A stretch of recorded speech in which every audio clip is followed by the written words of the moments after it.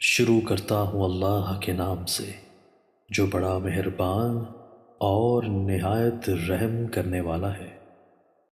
حضرت عبداللہ ابن مسعود رضی اللہ تعالیٰ عنہ فرماتے ہیں کہ ایک آدمی نبی کریم صلی اللہ علیہ وآلہ وسلم کی خدمت اقدس میں حاضر ہوا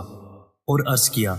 کہ یا رسول اللہ، مدینہ کے کنارے میں نے ایک عورت کو گلے لگا کر سوائے محبت کے اور سب کچھ کر لیا ہے، یعنی صحبت تو نہیں کی لیکن بوس و کنار ہو گیا،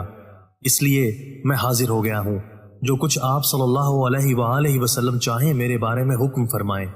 یعنی آپ صلی اللہ علیہ وآلہ وسلم میرے لیے جو سزا بھی تجویز فرمائیں گے مجھے منظور ہوگی۔ حضرت عمر رضی اللہ تعالیٰ عنہ نے جو اس وقت مجلس نبوی میں حاضر تھے یہ سن کر فرمایا، اللہ نے تو تمہارے عیب کی پردہ پوشی فرمائی تھی، اگر تم بھی اپنے عیب کو چھپا لیتے تو اچھا تھا۔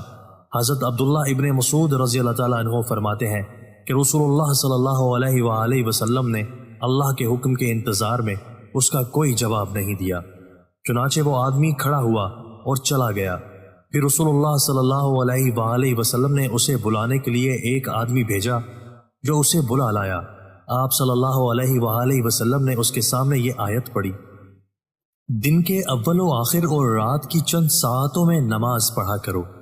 کیونکہ نیکیاں برائیوں کو مٹا دیتی ہیں، اور یہ نصیحت ماننے والوں کے لیے ہے۔ لوگوں میں سے ایک آدمی حضرت عمر فاروق رضی اللہ تعالیٰ عنہ یا حضرت معاذ رضی اللہ تعالیٰ عنہ نے عرض کیا، یا رسول اللہ صلی اللہ علیہ وآلہ وسلم، کیا یہ حکم خاص طور پر اسی کے لیے ہے؟ آپ صلی اللہ علیہ وآلہ وسلم نے فرمایا، نہیں، سب لوگوں کے لیے یہی حکم ہے۔ دوستو، اللہ تعالی ہمیں ان احادیث مبارکہ پر عمل کرنے اور اپنی زندگیوں کو سنوارنے کی توفیق عطا فرمائے۔